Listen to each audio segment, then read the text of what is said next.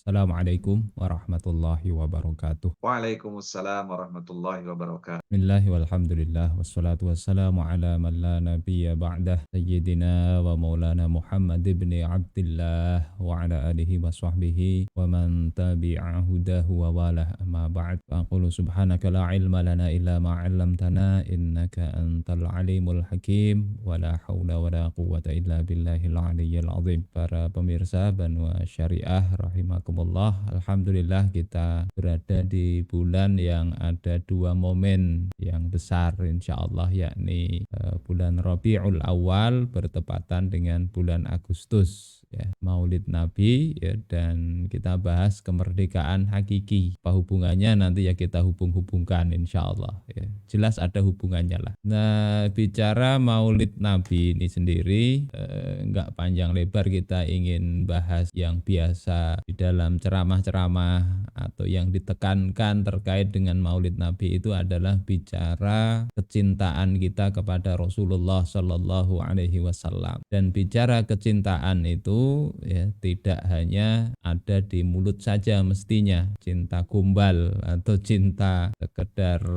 ya seremonial, tetapi cinta yang memang betul-betul memenuhi syarat-syarat percintaan kepada baginda Rasulullah Shallallahu Alaihi Wasallam. Ini saya kutipkan di dalam kitab Jami'ul Ulum wal Hikam. Faman ahabballaha wa rasulahu, maka barang siapa yang dia mencintai Allah dan Rasulnya, mahabbatan shadiqan min qalbihi, dengan kecintaan yang benar dari hatinya, bukan sekedar di mulut, tapi betul-betul bersumber dari hati, aujabalahu dzalik, maka ya wajib baginya hal yang demikian ini. Konsekuensinya ini nih. Yang pertama, ayyuhibba biqalbihi ma yuhibbuhullahu wa rasuluh. Hendaklah hatinya itu juga mencintai apa yang dicintai oleh Allah dan Rasulnya. Allah itu senang apa? Rasul itu senang apa, maka hendaknya dia juga senang itu. Nah, kita sampaikan ada sahabat Anas bin Malik, suatu ketika itu melihat Rasulullah makan buah labu, ya, sayur labu. Maka serta-merta Anas bin Malik ini juga mencintai, senang dengan makan yang dimakan Rasulullah Shallallahu Alaihi Wasallam. Ya, padahal mungkin yang tidak biasa. Sahabat itu ada yang nyontoh jalannya Rasulullah Shallallahu Alaihi Wasallam. Ada yang Rasulullah Shallallahu Alaihi Wasallam biasa sholat di mana, ya, dia juga sholat di situ. Itu bentuk kecintaan kepada Rasul. Hatinya senang dengan apa yang bikin Rasulullah senang, akan sedih dengan sesuatu yang bikin Rasulullah sedih. Nah, ini tanda pertama begitu. Kalau mencintai seseorang tapi apa yang dicintai orang itu kemudian kita benci, nah ini berarti ada yang error di situ. Ini terlepas nanti ada hobi dan sebagainya berbeda, ya, tidak harus selalu sama lah. Tapi paling tidak senang itu dengan apa yang dilakukan oleh apa yang dicintai. Kemudian yang kedua, wa yakrahu ma yakrahuhu Allahu wa rasuluh. Dia membenci apa yang dibenci oleh Allah dan Rasulnya. Jadi tidak usah dilarang-larang.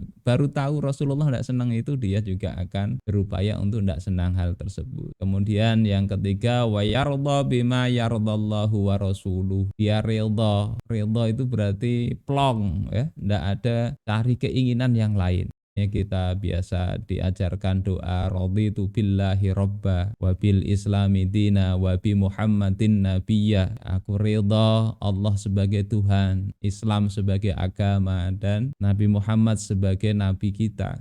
Maksudnya dengan ridha itu adalah kita berpuas diri ketika Allah, Rasulnya, Islam itu telah menetapkan satu hal, dia tidak akan mencari hal yang lain. Ada satu hukum, dia tidak akan cari yang lain. Itu maksud ridha begitu. Wa makana lil mu'minin wala mu'minatin idza qadallahu wa rasuluhu amran ayyakuna lahumul khiyaratu min amrihim. Tidak pantas bagi orang yang beriman laki-laki dan perempuan, kalau Allah dan Rasulnya telah menetapkan satu perkara, akan ada lagi pilihan bagi mereka untuk perkara itu. Ada hukumnya begini, ya kalau ridha, kalau dia beriman, tidak ada pilihan yang lain kecuali mengikuti. Nah, itu bukti cinta itu begitu. Kemudian yang berikutnya, wa yaskhatu ma yaskhatuhullahu wa rasuluh. Dia marah, ya, murka dengan apa yang dimurkai Allah dan Rasulnya. Allah dan Rasulnya misalnya melaknat khamr,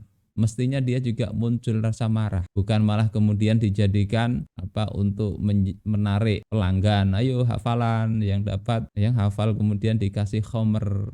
Ya, enggak, itu jauh dari sikap mencintai Allah dan Rasulnya. Yang muncul mestinya marah ketika ada orang melakukan yang demikian itu. Kalau ada orang yang melakukan begitu, kemudian justru senang, nah ini ada yang error dalam kecintaannya itu. Nah, yang berikutnya, ini juga yang penting, wa ayya'mala bi jawarihihi bi muqtadha hadzal hubbi wal bughdhi. Hendaklah anggota badannya itu beramal ya, sesuai dengan yang dituntut oleh kecintaan dan kebenciannya itu. Jadi sebetulnya cuma dua aja masalah hati, ada senang maupun tidak senang, itu adalah bukti cinta. Kemudian yang kedua masalah amal. Ini inti maulid itu di sinilah ininya. Masalah nanti hukumnya bagaimana, cerita-ceritanya itu ya nanti bermuara ke sini insyaallah begitu. Nah, terus yang kedua kita bahas merdeka. Merdeka ini apa? Ada kaidah bididdi tatamayyazul asya. Dengan mengetahui kebalikannya, maka sesuatu itu akan menjadi jelas. Orang ingin tahu sehat, maka dia dengan tahu sakit dia tahu makna sehat itu. Ingin tahu rasanya lapar ya, ingin tahu kenyang, dengan lapar dia tahulah makna kenyang itu. Merdeka juga begitu, bisa kita pahami dengan memahami dua kata, yakni antara terjajah dan menjadi budak. Merdeka itu yang kalau disederhanakan ya tidak terjajah dan tidak menjadi budak.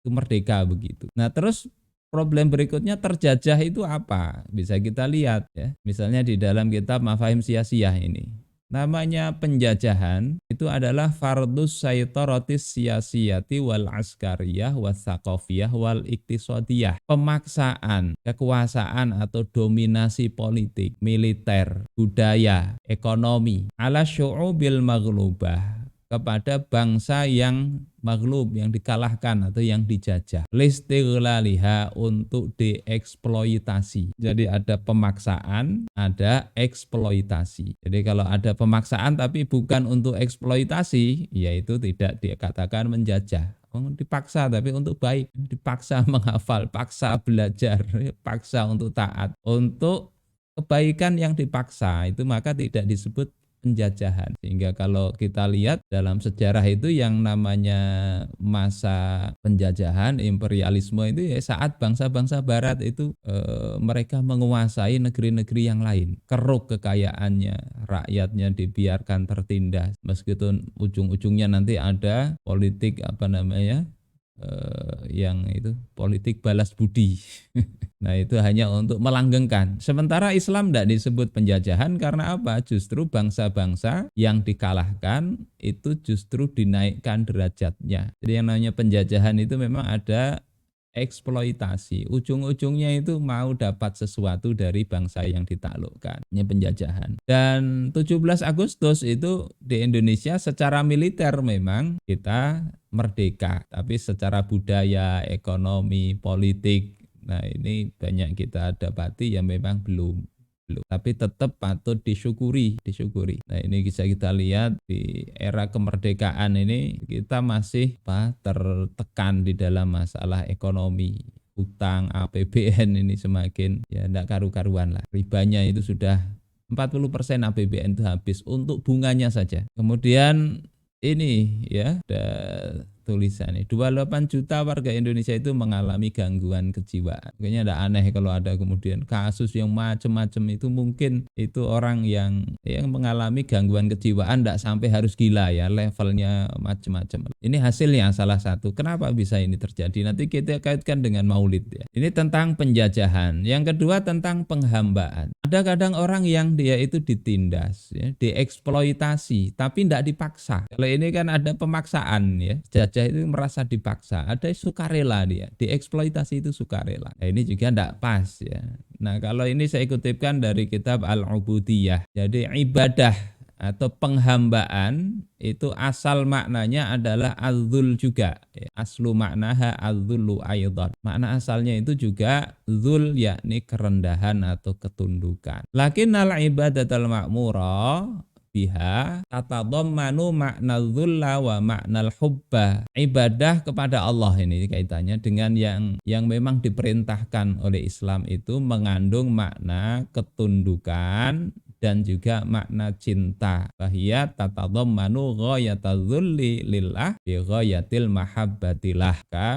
Namanya penghambaan, ubudiyah, beribadah itu mengandung makna puncak ketundukan dengan puncak kecintaan kepada Allah Ta'ala. Menjadi hamba begitu. Faman khadha'a lil insani ma'a bughdhihi lahu la yakunu 'abidan lahu. Maka siapa yang dia tunduk kepada manusia tapi dia ada kebencian di situ, maka dia tidak dikatakan sebagai beribadah kepadanya. Tunduk saja, tapi benci. Nah ini nanti bisa jadi masuk ke penjajahan ya. Paksa tapi nggak senang. Walau ahabba syai'an walam yakhdha' lahu lam yakun abidan lahu. Begitu juga kalau dia mencintai, tetapi dia tidak mau tunduk, maka itu juga tidak disebut abid atau hamba bagi sesuatu itu. Kita mencintai istri, mencintai anak misalnya ya, tapi tidak tunduk secara sempurna. Ya, kita tidak bisa disebut budak atau hamba. Ya, berbeda nanti sekarang ada istilah bucin, ya, budak cinta. Itu memang cinta betul dan tunduk betul. Itu hampir-hampir begini nih. Ya, disuruh diajak berzina, oke. Ya, diminta duitnya oke. Bahkan sampai kemudian dikurung, ya, diperlakukan macam-macam, senang aja dia. Nah ini betul-betul bucin kalau begitu, tidak tahu lagi halal haram.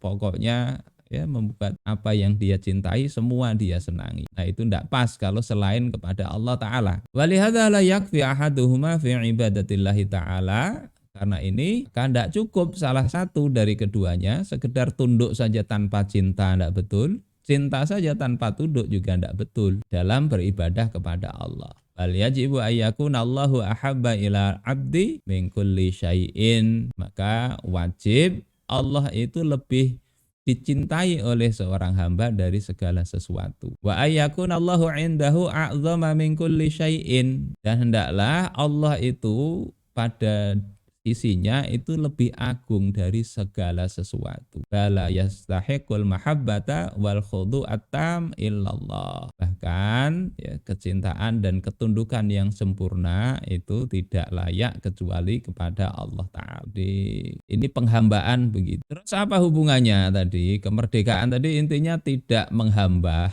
bukan hamba dan juga bukan terjajah dengan definisi tadi. Hubungannya itu kita lihat.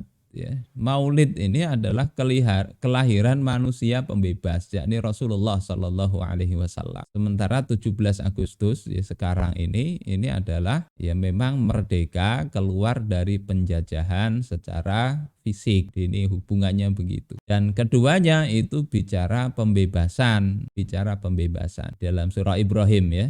Kitabun anzalnahu ilaika litukhrijan nasa minadz zulumati ilan nur. Kitab yang kami turunkan kepada Rasulullah agar engkau ya Rasulullah mengeluarkan manusia dari kegelapan menuju cahaya. Ini misinya sama, misi melepaskan diri dari penjajahan, dari perbudakan, dari gelap menuju cahaya. Nah, az-zulumat dengan an-nur.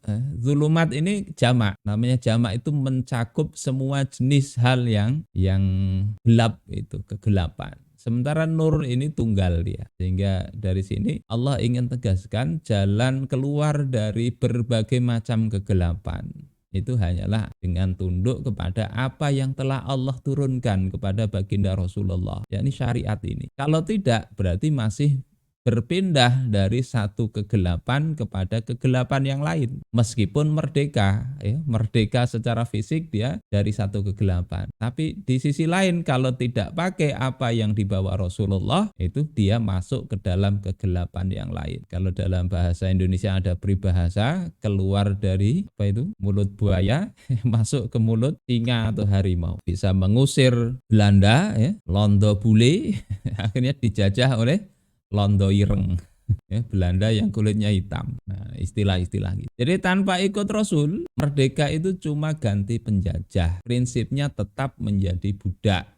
Budak apa? Pertama bisa budak nafsu. Dia aro'aita manitta khadha ilahahu hawah dalam Al-Qur'an ya. Tidakkah engkau lihat orang yang menjadikan hawa nafsunya sebagai tuhannya? Apa yang nafsunya senang, dia menjadi budak itu. Hidup itu yang mengejar apa yang menjadi keinginan hawa nafsu. Ini budak nafsu.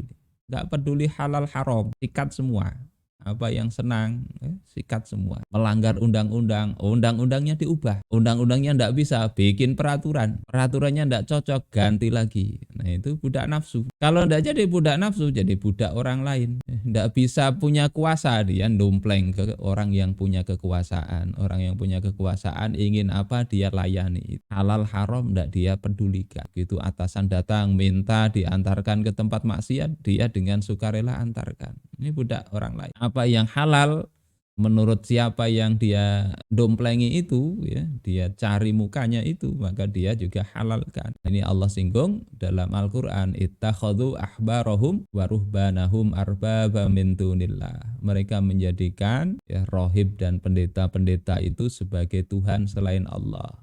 Dalam hadis dikatakan maknanya adalah apa yang dihalalkan oleh pemuka mereka itu mereka halalkan, apa yang diharamkan mereka ikut haramkan. Ya, jadi budak. Jadi kalau tidak ikut Rasul ya dua ini baik secara pribadi maupun secara bangsa. Paling yang rame-ramenya ya begini, ini belum apa-apa sudah diinjek orang lain ini gambarnya ya. Nah misi Islam ya itu adalah membebaskan manusia dengan sebebas-bebasnya. Hanya saja memang tidak bisa terlepas dari perbudakan ini tadi ya. Budak nafsu atau budak orang lain ini. Kalau tidak mengikuti Islam, merdekanya satu bangsa atau orang, dia ya cuma dua ini. Kalau tidak jadi budak nafsunya sendiri, ya jadi budak orang lain. Dan manusia tidak bisa keluar dari perbudakan ini kalau budaknya perbudakan nafsu atau orang lain ini. Sehingga cara keluar dari perbudakan mestinya kita ini diciptakan memang sebagai budak, sebagai hamba. Tapi hamba dari zat yang tidak pernah zalim, yang tidak pernah kemudian ingin mengeksploitasi kita. Dan merdeka yang hakiki itu hanya bergantung kepada zat yang maha bijak, maha adil, tidak punya kepentingan. Kalau kita ke orang lain punya kepentingan kepada diri kita. Kalau nafsu itu kepentingannya menghancurkan kita. Sehingga merdeka yang hakiki itu yang misinya adalah hanya menghamba kepada Allah. Ini yang disampaikan oleh Panglima kaum muslimin lewat utusannya yakni Rustum Rib'i bin Amir ketika bertemu dengan Rustum sebelum perang Qadisiyah. Rustum nanya, apa yang membawa kalian ke sini? Misi apa? Rib'i mengatakan, Allahu ibta'atsana, Allah yang mengirim kami. Yakni Allah memerintahkan kita umat Islam itu untuk membawa misi kita. Misi ini misi kaum muslimin mestinya. Wallahu ja'a bina linukhrija man sya'a min ibadatil ibad ila ibadatillah. Allah menyuruh kami datang bersama kami agar kami itu mengeluarkan siapa dari hamba-hamba Allah dari penghambaan kepada sesama hamba kepada penghambaan kepada Allah. Wa min dhiqid dunya ila sa'atiha, dari sempitnya dunia menuju lapangnya dunia. Wa min jauril adyan ila adlil Islam, dari kesewenang-wenangan berbagai macam agama sistem kepada keadilan Islam. Ini juga yang disampaikan oleh An-Nu'man bin Muqarrin. Ini sahabat juga. Masih pada perang Qadisiyah. Ini beberapa kali diutus ini kepada Kisra. Kata Nu'man, wa qad amarona an nad'uwan nasa ila ma fihi khairuhum wa an nabda'a biman yujawiruna. Dan sesungguhnya Allah Rasul itu telah memerintahkan kita untuk menyeru manusia kepada kebaikan mereka. Apa-apa yang di dalam seruan itu ada kebaikan. Dan kita agar mengawali orang-orang yang dekat atau tetangga-tetangga kami. Jadi perintah dakwah itu bukan untuk mengeksploitasi, tapi ingin ini loh kebaikan untuk kalian. Fanahnu nad'ukum ila dukhuli fi dinina. Maka kami ini menyeru kalian untuk masuk ke dalam agama kami. Wa huwa dinun hasanal hasan kullahu, dan dia Islam ini adalah agama yang menyatakan sesuatu yang terpuji itu sebagai terpuji. Semua hal yang terpuji dinyatakan sebagai terpuji. Wa hadda alaih, dan memotivasi untuk itu. Wa qabbahal qabih kullahu wa hadzara min. Agama Islam itu agama yang mencela semua hal yang tercela dan memberikan peringatan terhadapnya. Bahwa yang kullu mu'taniqih min dhalamil kufri wa jawrihi ila nuril iman wa adlihi. Dan dia itu mentransformasikan orang yang memeluknya dari kezaliman, ya, kegelapan, kekufuran dan kesewenang-wenangan sistem itu kepada cahaya iman dan keadilannya. Kemudian kata beliau, fa in ajabtumuna ilal Islam khallafna fikum kitaballah wa aqamnakum alaih. Kalau kalian menerima seruan kami, maka kami tinggalkan di tengah kalian kitabullah dan kami tegakkan kalian atas kitabullah itu. Antahkumu bi ahkamih, ya, dengan syarat kalian berhukum dengan hukum-hukum Al-Qur'an itu. Wa raja'na ankum wa taraknakum wa sya'nakum. Kami kembali, kami tidak jadi dengan pasukan ini, tidak ada apa-apa, cuma itu maksud kami. Kalau kalian terima, kemudian kalian pakai hukum-hukum Islam, kami bulik, kami kembali, dan kami tinggalkan dengan urusan kalian itu. Tidak ada maksud eksploitasi apa, mengajak kepada hidayah, kepada cemerlangan iman dan keadilan. Jadi ini misi pemerdekaan, bukan penjajahan. Jadi mungkin kita patut bertanya, kita ini sudah merdeka 81 tahun. Sudah 1448 tahun sejak Nabi lahir. Tapi sudahkah jiwa kita ini betul-betul merdeka tadi, ya? Seperti Bilal yang dimerdekakan dengan la ilaha illallah. Seperti sahabat tadi yang betul-betul merdeka. Merdeka tidak jadi hamba nafsu maupun hamba orang lain. Nah, ini beberapa potret, ya, kisah manusia merdeka. Pertama ini Bilal, ini dalam tafsir Ibnu Katsir. Budak padahal, ya, budak. Tapi tadi ketundukan dia mutlak kepada Allah. Bahkan tuannya itu tidak bisa memaksa dia. Di sini dikatakan annahum la yad'una as-sakhratal 'azimah ala sadrihi fi syiddatil har. Mereka itu sungguh telah meletakkan batu yang besar di dadanya Bilal pada keadaan yang sangat panas. Coba di padang pasir sana, panasnya berapa bisa kita bayangkan, ya. Pas musim panas, ya, kalau pas musim dingin ya enggak. Diletakkan batu. Wa ya'murunahu ayyusyrika billah. Mereka menyuruh Bilal itu untuk musyrik. Aya'ba alaihim. Maka Bilal menolak dan dia cuma mengatakan ahad. Ketika ditanya man huwal aqwa, sayyiduk am rabbukal ahad. Siapa yang lebih kuat? Tuanmu ini, yakni ini Umayyah bin Khalaf, ataukah Tuhan engkau yang Esa itu? Maka jawab Bilal, Esa, yang Esa, Allah yang Esa yang lebih kuat. Kemudian Bilal mengatakan, wallahi demi Allah, lau a'lamu kalimatan hiya aghyadulakum minha laqultuha. Kalau saja aku tahu ada kalimat, ada perkataan yang membuat kalian itu lebih marah daripada kata ahad ini, saya katakan. Nah, ini Bilal nih. Kuatnya kuatnya jiwanya ini sekarang, ya, mungkin masih banyak lah mudah-mudahan di antara kaum muslimin. Tapi kadang sekedar dikasih amplop hilang itu sudah iman itu. Dikasih mau jabatan apa atau diancam nanti diinikan hilang sudah itu, ya. Kalau ini akhirnya Bilal dibebaskan oleh Abu Bakar As-Siddiq. Nah, ada lagi Habib bin Zaid. Ini setelah Rasulullah wafat itu kan Musailamah itu mengaku nabi. Ditangkap ini sahabat. Kemudian ditanya oleh Musailamah, "Atasyhadu anna Muhammadan Rasulullah?" Apakah engkau bersaksi bahwasanya Muhammad adalah utusan Allah? Habib mengatakan, "Na'am, ya." Kemudian bertanya lagi, "Atasyhadu anni Rasulullah?" Apakah engkau bersaksi juga bahwasanya aku ini juga utusan Allah? Maka Habib bin Zaid mengatakan, "La asma'." Aku tidak dengar. Diulang-ulang itu. Jawabannya tetap aku tidak dengar. Alam yazal yaqta'uhu irban. Maka senantiasa dia itu kemudian dimutilasi, dipotong sedikit demi sedikit, ditanya lagi. Tapi wahuwa sabitun ala dzalik. Dia tetap, ya, kekeh dengan mengatakan Musailamah bukan nabi. Ini orang-orang yang merdeka, nafsunya saja bisa kalah itu.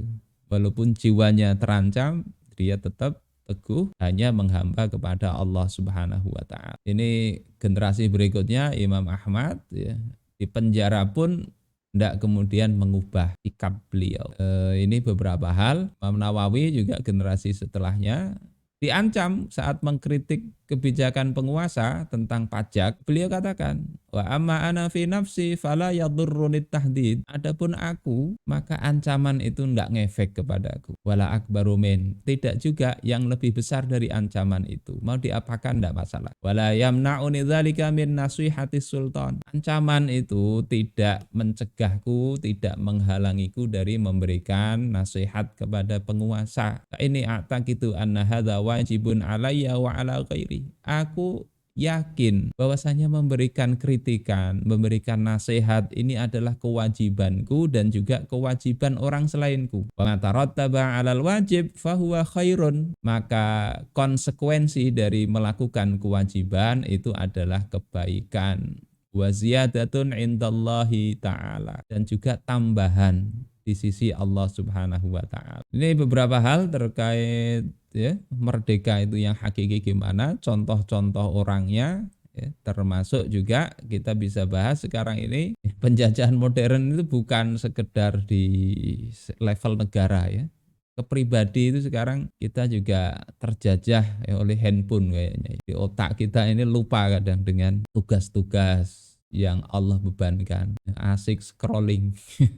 Habis sejam 2 jam lihat hal-hal yang kadang itu kita lupa apa yang harus kita tonton, otak kita di scrolling. Maka semua platform ya, YouTube ada, tinggal short video ya. Kemudian apalagi YouTube, Facebook, Instagram, TikTok, itu semua ada video-video pendek itu, scroll itu. Habis waktu itu. Ini mesti kita atur ya. Kalau scrolling itu konten-konten yang bagus enggak apa-apa, ini kadang habis waktu kita. Apakah itu kadang penting juga? Enggak. Kemudian gaya hidup itu ya, bisa pay later. Sekarang bisa bayar sesuatu yang kadang enggak diperlukan, sekedar gaya, sekedar apa istilahnya flexing, pamer, itu menjadi sesuatu yang kayak utama di kehidupan sekarang. Padahal yang diperlukan enggak itu. Akhirnya ya, hidup jadi berat sendiri. Sisi pikiran kita itu dijajah dengan ya, terjajah dengan ini merasa minder sebagai muslim. Bicara Islam itu kayak lain gitu, aneh. Kemudian konsep-konsep barat, ya, demokrasi, nasionalisme dan sebagainya itu kayaknya wah kalau kita mainan kita itu, pembicaraan kita itu, literatur yang kita baca, literatur mereka. Maka kitab-kitab para ulama kita seolah wah ini kayak ketinggalan zaman. Kemudian ini ekonomi jelas ya, penjajahan sudah banyaklah dipaparkan di berbagai kesempatan. Harta haram tidak pandang lagi, riba, sekarang ini judi online, pinjaman online ini yang mencengkram sisi-sisi kehidupan kaum muslimin saat ini. Masuk ya akad-akad yang tidak lagi pakai syariat Islam, ini masuk ke harta haram ini. Peduli lagi itu. Kapitalisme ini jelas ya, di dalam politik kebijakannya jauh dari aturan-aturan syariat. Ini yang menggantikan tentara.